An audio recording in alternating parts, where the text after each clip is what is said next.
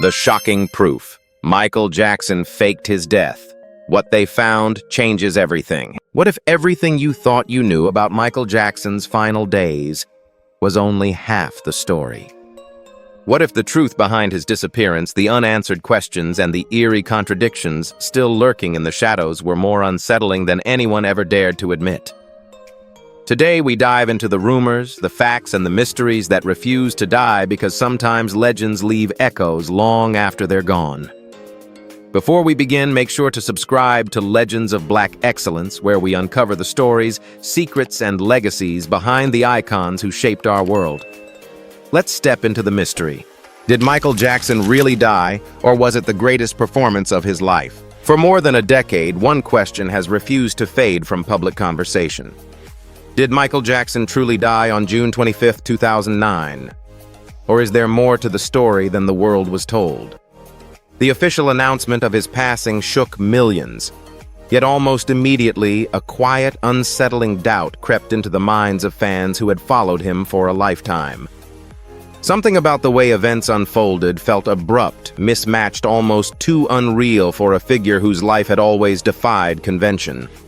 He was preparing for a massive comeback, rehearsing with energy and precision in the days before his death. Then suddenly the king of pop was gone.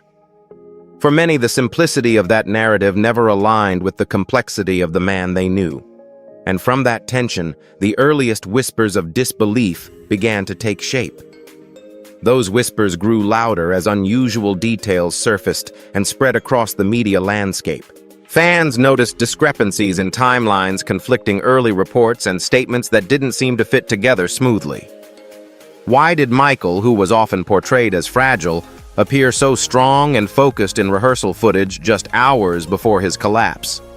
Why were key moments of the night unrecorded, despite the star living in a property typically surrounded by layers of security? And why was the public never allowed a final viewing, leaving many to process the news without the closure they expected? These details were not proof of deception, but they invited curiosity and speculation, especially among people who had followed Michael's every step for decades. The more they looked, the more they felt a lingering sense of unfinished truth. As time passed, discussion shifted from simple suspicion to a wider fascination with the gaps left behind. Around the world, fans exchanged stories. Blurry photos of men who walked like him, voices captured in crowds that sounded familiar and online, threads dissecting every angle of his final days. Much of it stemmed from emotion, rather than evidence, but the emotional force was powerful.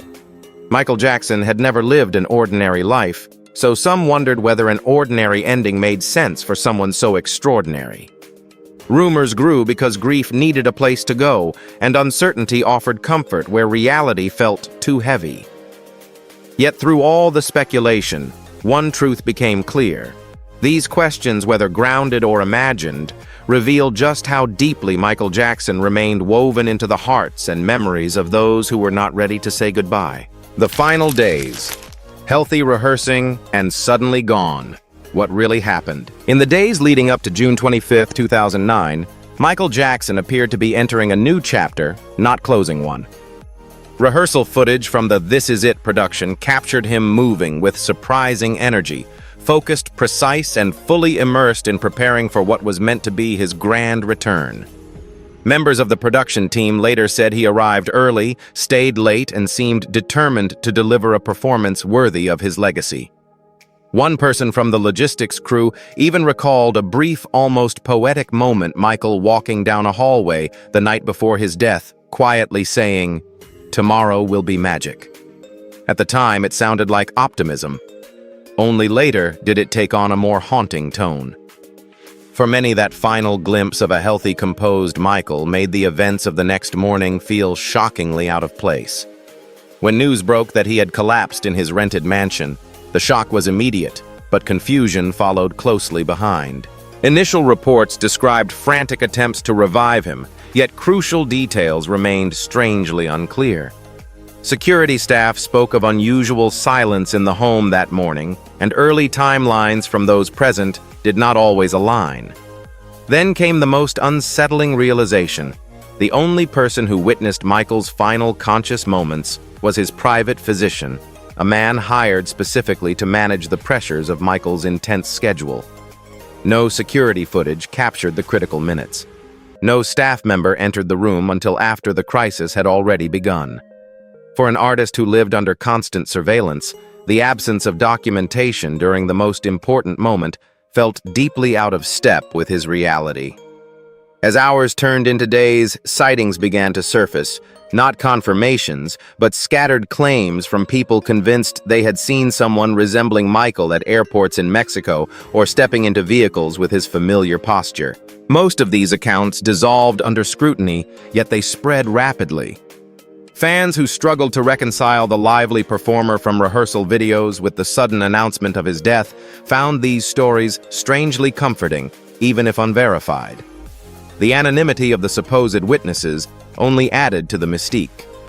Combined with the fact that Michael's private doctor was the sole observer of his final minutes, these scattered sightings fueled a sense that something about those last hours simply didn't fit.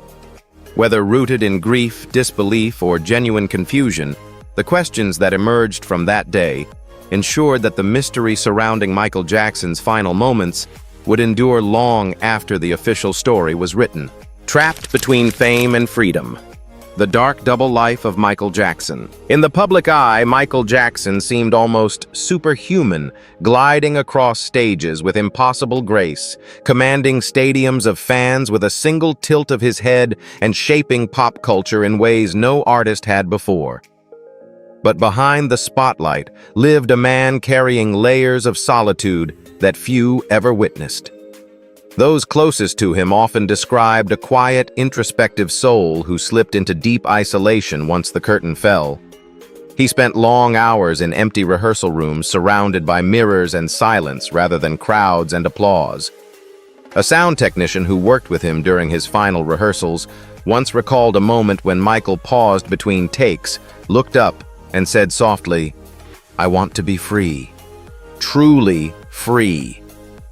It was not a dramatic declaration, just a tired admission from someone who spent his life being seen by everyone yet truly known by almost no one. This contrast became painfully clear after his death. Hours before the world was told he had collapsed, Michael appeared in high-definition rehearsal footage, moving with a vitality that surprised even his skeptics. His voice was strong, his steps sharp, his presence focused and purposeful. He joked with dancers, collaborated with musicians, and navigated the stage with the confidence of someone preparing for a long-awaited return. That image created a stark emotional conflict when the news broke that he had died suddenly. Fans were forced to reconcile two contradictory realities: the man who looked alive and unstoppable in video recorded late at night, and the man who by the next morning was gone. It was this jarring contrast between life captured on camera and death confirmed in headlines that fueled so many questions. And layered beneath those questions was the truth of Michael's deeply divided existence. In public, he was a spectacle of brilliance. In private, he wrestled with exhaustion pressure and a longing that few ever recognized. Those who worked with him sensed the weight he carried. The same technician who remembered his desire for freedom also noted how Michael seemed to retreat into himself the moment the music stopped, as if the silence reminded him of everything the stage could not fix. For fans, this duality became part of the mystery. How could a man so full of life in rehearsal be so fragile behind closed doors? How could someone adored by millions still feel overwhelmingly alone? These contradictions did not provide answers, but they offered a glimpse into why his final hours remained so difficult for the world to accept. The funeral that felt scripted. Why no one was allowed to see his face. In the days following Michael Jackson's passing, the public expected a farewell as grand and open as the life he had lived. Instead, what unfolded only deepened the sense of mystery. His casket remained firmly closed throughout every ceremony, denying fans and even many colleagues the chance to say a final goodbye. Only immediate family members were granted a private viewing and no images ever surfaced. For an artist whose life had been relentlessly documented, the complete absence of a last public moment felt startling. The choice was understandable in terms of privacy, yet it inevitably fueled speculation. People wondered why a global icon adored by millions would leave the world without a single final glimpse. It wasn't evidence of anything suspicious, but in the emotionally charged atmosphere of grief and shock, every missing detail seemed to echo louder than it should. What further unsettled some viewers was the almost cinematic quality of the memorial itself. Held at the Staples Center, it unfolded like a perfectly choreographed production. Spotlights falling just right, tributes arranged seamlessly, performances blending into speeches with the timing of a live broadcast special. For many, it was a beautiful tribute befitting a legend. But for others, the smoothness of the event felt strangely at odds with the chaotic heartbreak surrounding his death. It seemed to reflect the polished world Michael had always inhabited, a world where even grief appeared staged. Some attendees described the atmosphere as reverent yet surreal, as though the line between tribute and performance had blurred. And in that blend, small doubts began to take shape. Not accusations of deceit, but questions born from the human need for closure. Why did everything seem so precise when the moment itself felt so unreal? Adding to the speculation was a quote attributed to Michael, shared in the weeks after his passing. "If one day I'm gone, don't believe what they tell you." The origins of the statement were unclear, and no verified source ever confirmed he truly said it. Still, the words spread rapidly among fans who were searching for meaning in their grief. To them, the quote felt prophetic, even comforting a message from someone who had lived under intense scrutiny and mistrust for decades. Whether or not the line was genuine mattered less than what it represented, a final echo of the complicated relationship between Michael, the media, and the public. In the absence of certainty, emotions filled the gaps. And as the world tried to reconcile a tightly controlled funeral with the raw pain of loss, the rumors grew not because of evidence, but because millions simply weren't ready to let go. Millions refused to believe how doubt turned Michael's death into a myth. When news of Michael Jackson's death swept across the world, the reaction from fans was immediate and unusually conflicted. Grief was expected, and grief certainly came, but it was accompanied by an undercurrent of doubt that grew louder with each passing day. To millions who had followed Michael's extraordinary life, nothing about him had ever been ordinary. He broke rules, transcended expectations, and reinvented himself more than any performer of his era. So when the official story of his sudden collapse emerged, many fans found themselves wrestling with disbelief. They watched his energetic rehearsal footage, replayed interviews from the weeks prior, and compared them to the abrupt announcement of his death. For some, the pieces simply didn't fit into a narrative they could accept. Their skepticism didn't come from suspicion alone. It rose from decades of witnessing Michael defy the predictable. As conversations spread through communities, forums, and living rooms, the line between fact and emotion began to blur. Fans revisited statements from those who had worked with him, scrutinized early media reports, and replayed every detail of the final days. At the same time, speculation began to mingle with memory. People shared personal stories of how Michael's music had shaped moments in their lives and, in doing so, elevated him into a symbol of escape, hope, and transformation. When a figure becomes that meaningful, the idea of losing them becomes almost unbearable. In this emotional space, even small uncertainties grew in significance. A strange detail in a timeline, a conflicting witness comment, or an ambiguous photograph could spark hours of discussion.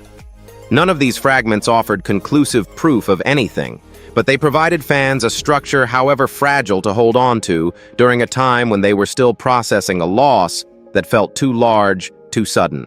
Over time, the uncertainty became part of Michael Jackson's legacy itself, lingering like an unfinished melody.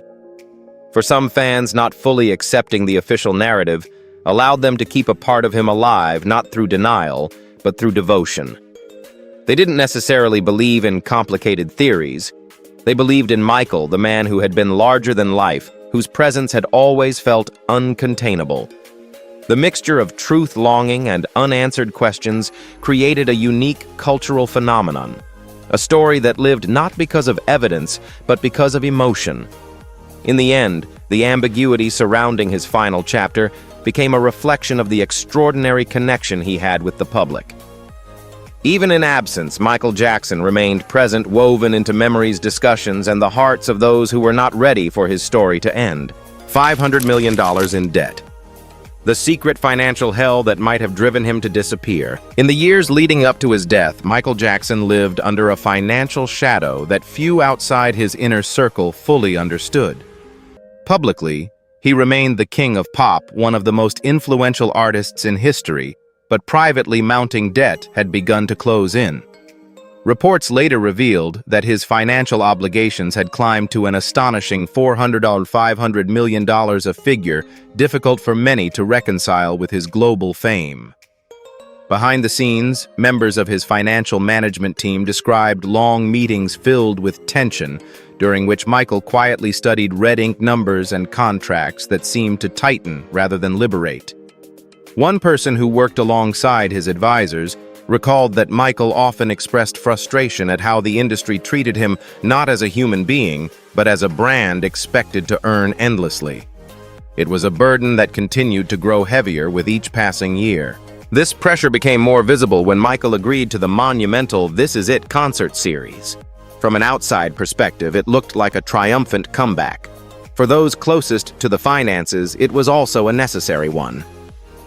The scale of the production, the urgency behind the planning, and the demands placed on Michael all pointed to a man trying to regain control of his financial future. Those close to the situation described moments when he seemed torn between excitement and exhaustion. He wanted to reconnect with his audience, but he also needed the stability that a successful tour could provide. The tension between passion and obligation created an emotional contradiction, one that left some observers wondering how much of the comeback was driven by desire and how much was driven by necessity. As this reality came to light after his death, fans began to question whether financial strain had played a deeper role in the emotional landscape of Michael's final months. In the wake of these revelations, theories emerged, not grounded in evidence but in the emotional logic of those struggling to process the truth. Some fans speculated that a man so deeply burdened, so tired of contracts, debts, and public scrutiny, might have dreamed of escaping it all. The idea was not that he would orchestrate such a plan, but that the pressures he faced made the fantasy of disappearing seem almost understandable. The rumors grew because they tapped into a real emotional struggle. Michael Jackson was a global icon, yet the industry often treated him like a commodity. For some, imagining that he walked away from it all offered a gentler alternative to the painful reality of his death. But despite the speculation, no verified evidence has ever supported these theories. What remains instead is a deeper understanding of the financial and emotional weight he carried, a reminder that even legends can be pushed to the edge by pressures unseen from the outside. Officially ruled homicide. The chilling medical truth behind his accident. In the months following Michael Jackson's passing, the most decisive documents emerged from the Los Angeles County Department of Medical Examiner coroner. Their findings stripped away early speculation and replaced it with stark clinical clarity. Michael Jackson's death was officially classified as homicide. The cause was acute intoxication from propofol, a powerful anesthetic combined with benzodiazepines, both administered in a private home without the monitoring equipment required in a hospital setting. These drugs depress breathing and heart function so severely that proper supervision is essential, yet none was present. For investigators, the combination of substances, the environment, and the lack of safeguards painted a troubling picture. The conclusion was unambiguous. Michael did not die from natural causes or accident, but from actions taken by another person, elevating his case into one of the most scrutinized forensic examinations in modern entertainment history. At the center of the medical and legal storm stood Dr. Conrad Murray, Michael's personal physician. His role was examined in minute detail during the investigation and subsequent trial. Murray acknowledged administering propofol to help Michael sleep, though the drug is never approved for such use outside an operating room.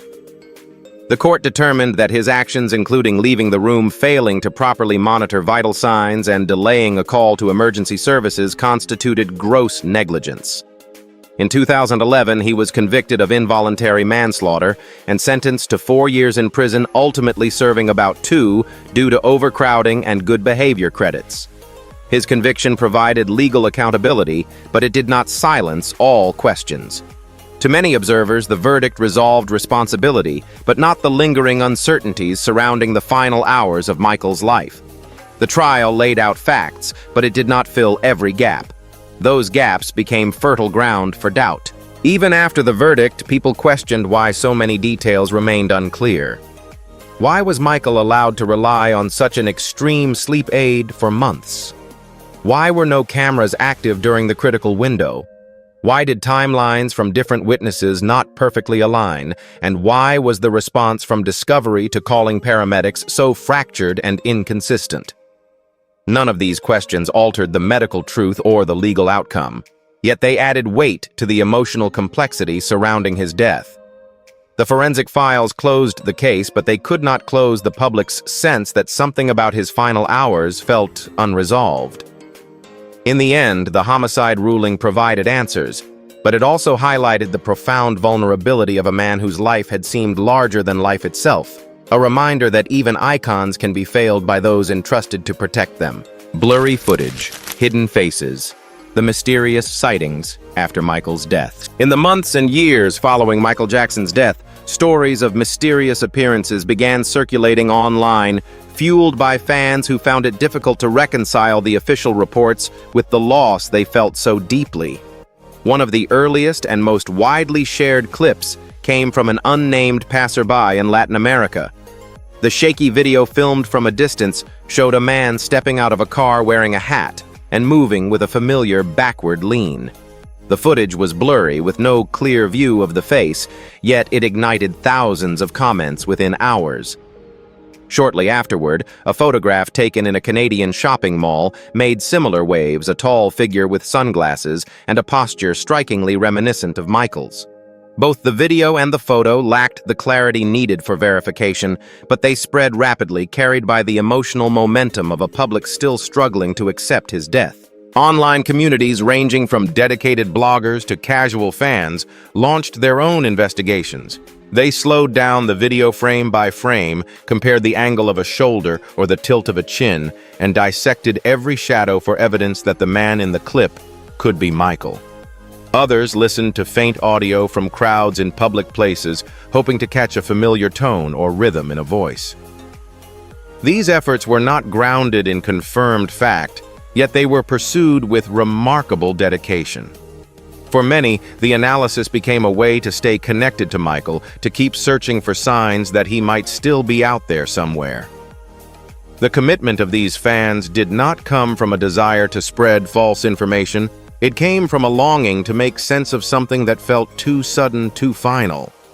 Their work blurred the line between tribute and investigation, transforming scattered sightings into a digital tapestry of hope. Psychologists point to a phenomenon known as death denial to explain why such sightings gain traction. When a cultural icon dies, especially one who shaped childhoods, inspired dreams, and seemed larger than life, the mind often resists the permanence of loss. This resistance can manifest as visions, suspicions, or interpretations of unrelated stimuli as meaningful signs. It is not delusion. It is grief seeking a gentler narrative. In Michael's case, his extraordinary public persona made the concept of an ordinary death even harder to accept. The mysterious sightings, the blurred videos, and the whispered rumors became a collective coping mechanism for those not ready to let him go. Though none of the alleged appearances have been verified, their persistence reveals something profound. Michael Jackson left such a powerful imprint on the world that even in absence, people still look for him in crowds, in shadows, and in every echo that resembles the man they lost too soon. The money explosion, who cashed in when the king of pop died. In the months immediately following Michael Jackson's death, one of the most striking developments was the dramatic surge in sales of his music. Catalog albums that had once sold steadily suddenly skyrocketed to the top of global charts. Retailers reported shortages within days. Digital platforms saw unprecedented downloads, and tribute compilations quickly became bestsellers. This overwhelming demand translated into extraordinary revenue. Estimates from industry analysts showed that within the first year alone, Michael's estate generated hundreds of millions of dollars, an amount far exceeding the earnings of his final years alive. For many observers, the financial wave seemed to reflect the world's attempt to honor him through what he left behind: his voice, his artistry, and the songs that had shaped entire generations. But for others, the timing raised uncomfortable questions about who benefited most from the sudden resurgence of interest in his work. As profits grew, major music publishers, record labels, and licensing companies saw a remarkable expansion in the value of Michael's catalog. Rights associated with his albums, unreleased recordings, and even merchandising deals multiplied in worth almost overnight. Posthumous releases, including previously unheard demos, created new revenue streams that reinforced Michael's enduring cultural power. These companies, though unnamed in public conversations, became central figures in discussions about the estate's finances. Their contracts, royalties, and long-term agreements suddenly took on a level of scrutiny seldom seen before. Fans analyzed the business implications, noting how the protection and management of Michael's intellectual property shifted significantly after his passing. While many of these decisions followed standard industry practices, the scale and speed at which everything unfolded left space for speculation. The intersection of grief, legal maneuvering, and massive profit created a fertile environment for theories to grow. This environment gave rise to broader conspiracy narratives, suggesting that Michael's death may have been somehow staged to protect his assets from debt lawsuits or corporate pressure. These theories were not grounded in confirmed evidence. Instead, they emerged from the emotional clash between the financial realities revealed after his death and the deep sense of injustice fans felt toward how he had been treated in life. To those who believed he had been overwhelmed by financial strain, the idea that disappearing could safeguard his music became a symbolic alternative to the reality of his sudden loss. Of course, no legal or factual documentation supports the claim that his death was orchestrated. But the persistence of these theories reflects something deeper. Michael Jackson's legacy was not merely artistic. It was economic, cultural, and personal. The explosive flow of money after his passing created both opportunities and suspicions, revealing how closely the value of an icon can be tied to the mystery that surrounds them. Two worlds at war. Legal facts versus fans who swear he's still alive. In the years following Michael Jackson's death, public opinion gradually split into two distinct camps, each convinced that their version of the truth was the one that made sense. On one side stood the self-proclaimed truth seekers, an online community that insisted the official story left too many loose ends. They scrutinized every timeline, replayed every interview, and dissected every rumor with a determination that bordered on devotion. For them, inconsistencies surrounding the final hours, the closed casket, and the rare public statements from those closest to Michael suggested something unfinished. They pointed to mysterious sightings, whispered anecdotes, and emotional testimonies from fellow fans who felt certain Michael was still out there. Their belief was not built on verified proof, but on a deep refusal to accept that a man so extraordinary could leave the world in such an ordinary way. On the opposite side were those who trusted the official findings of law enforcement, medical examiners, and the legal system. These individuals looked to the autopsy report, the homicide ruling the conviction of Dr. Conrad Murray, and the extensive public record documenting Michael's health and circumstances. To them, the evidence was clear, comprehensive, and compelling. They argued that speculation and emotional interpretation could never outweigh the conclusions reached by professionals who had examined the facts firsthand. This group did not love Michael any less. They simply found comfort in closure, believing that accepting the truth was the most respectful way to honor his life. They saw the conspiracy theories as products of grief, understandable but ultimately ungrounded. Their certainty was rooted not in imagination but in documentation. Between these two camps, a powerful cultural tension took shape.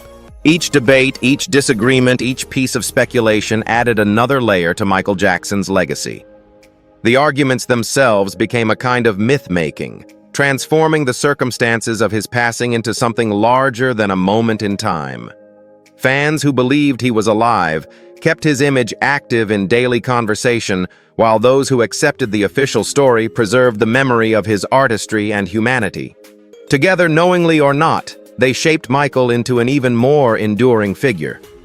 The legend expanded beyond his music and performances, touching the deeper human struggle to understand lost truth and the mysteries that surround the people we love from a distance.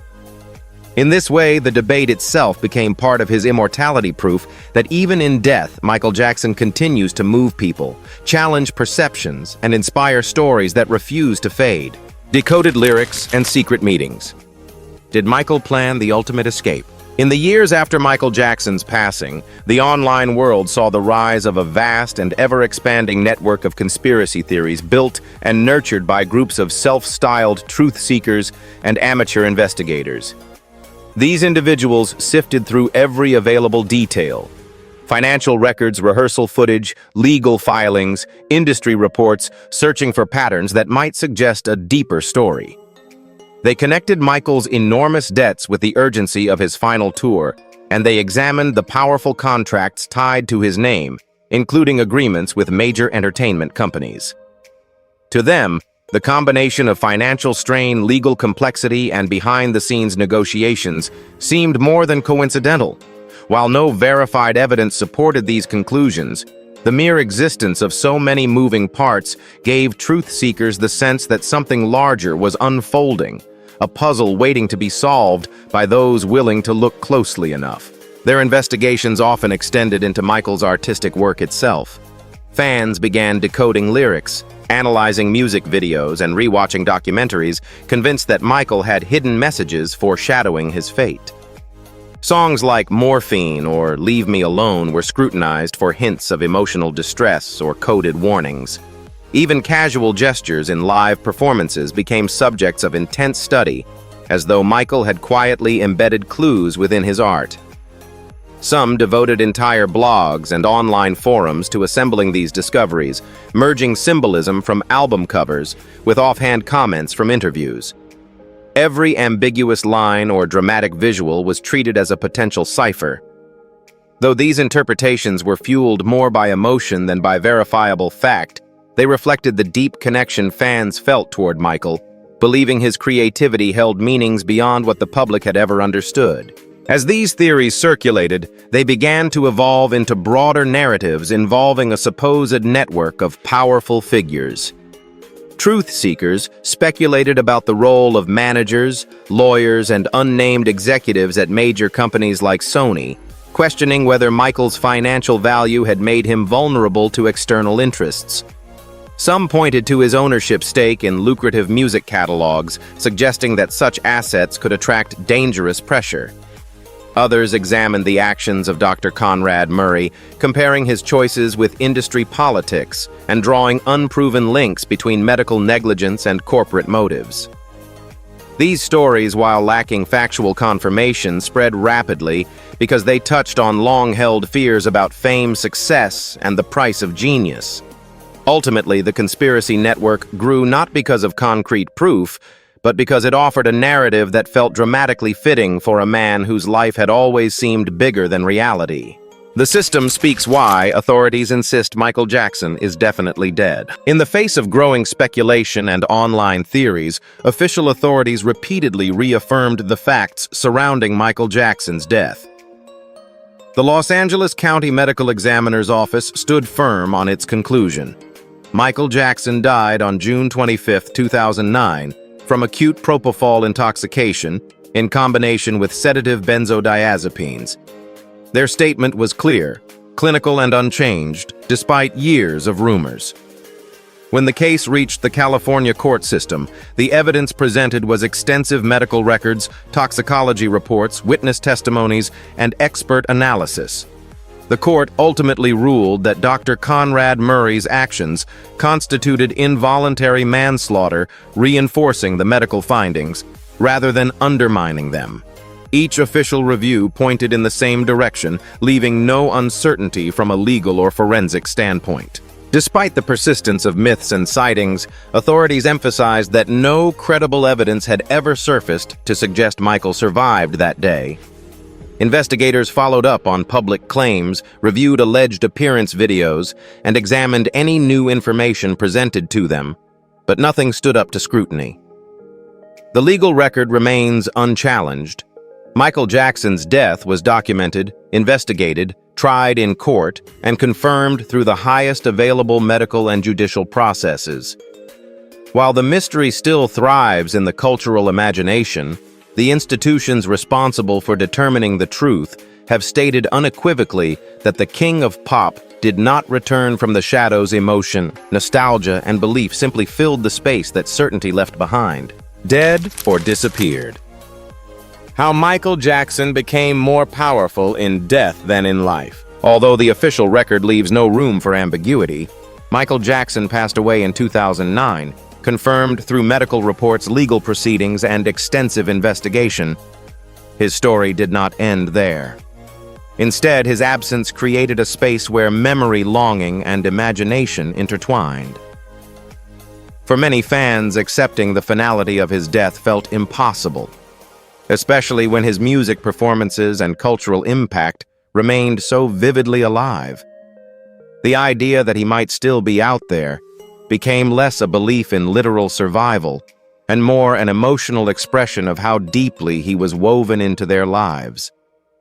His presence lingered in every song played on the radio, every tribute performance, every shared story of how his art shaped childhoods and generations. In that emotional landscape, the question of whether he truly died transformed into something symbolic rather than factual. This symbolic belief is what ultimately elevated Michael Jackson into the realm of immortal legend. His fans did not keep him alive through conspiracy theories. They kept him alive through devotion, remembrance, and the refusal to let his legacy fade. The conflicting narratives surrounding his final chapter reveal a universal truth about extraordinary figures. When someone changes the world struggles to let them go. Michael's story teaches us about the power of influence, the weight of collective grief, and the way art can outlive the artist. In the end, his immortality does not come from mystery or speculation, but from the global tapestry of memories he left behind. Memories that continue to dance, sing, and echo long after the man himself is gone. In the end, Michael Jackson's story remains suspended between fact and feeling, anchored by legal truth, yet carried forward by the millions who still sense his presence in their lives. Whether one trusts the official record or finds meaning in the lingering mysteries, his legacy continues to spark debate, reflection, and wonder. And perhaps that ongoing conversation is its own form of immortality. As we close this chapter, the question remains open not to challenge the facts, but to honor the impact. Here on Legends of Black Excellence, the discussion continues.